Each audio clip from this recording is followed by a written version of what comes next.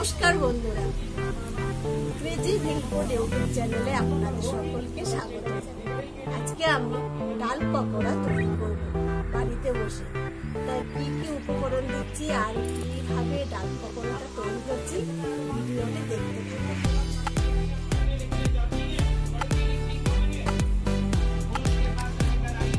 দেখুন, ডাল, আতপ চাল আর সাবু ভিজিয়ে রেখেছিলাম, সেটা এখন মিক্সচারে দিয়ে একটু পেস্ট করে নেব। তারপরে সেটা আবার ডালটা প্রথমে মিক্সচারের মধ্যে দিয়ে দেব। ডালটা প্রথমে মিক্সচারে পেস্ট করে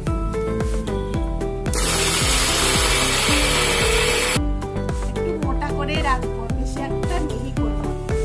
একটু মোটা করে পেস্ট করবো, বেশি একটা মিহি করবো না। এবার বাটিতে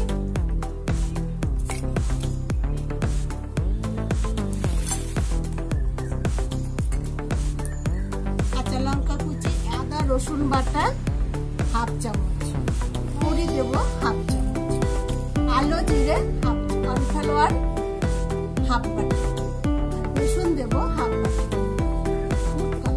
সব উপকরণ দেওয়া হয়ে গেছে। হাতের সাহায্যে আমি ভালো করে এটা ফাটিয়ে নেব। পকোড়াটা ভাজি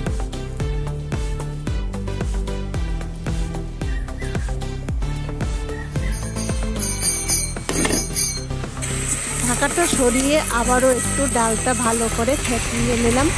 এবার দেখুন, তেলের ওপরে ছোট ছোট করে ডাল পকোড়া তৈরি করে দিচ্ছি। এইভাবে উল্টে পুল্টে মুচমুচে করে ভেজে নিয়েছি। ভাজার পরে তেলের থেকে ছেঁকে প্লেটে উঠিয়ে নিলাম। আর এই দেখুন, এত সুন্দর হয়েছে ডাল পকোড়াগুলো, কি বলবো। ভাজতে ভাজতে একটু রাত হয়ে গেছে। তো বন্ধুরা, আপনারা বাড়িতে এইভাবে তৈরি করে দেখুন, আশা করি সকলেরই ভালো লাগে।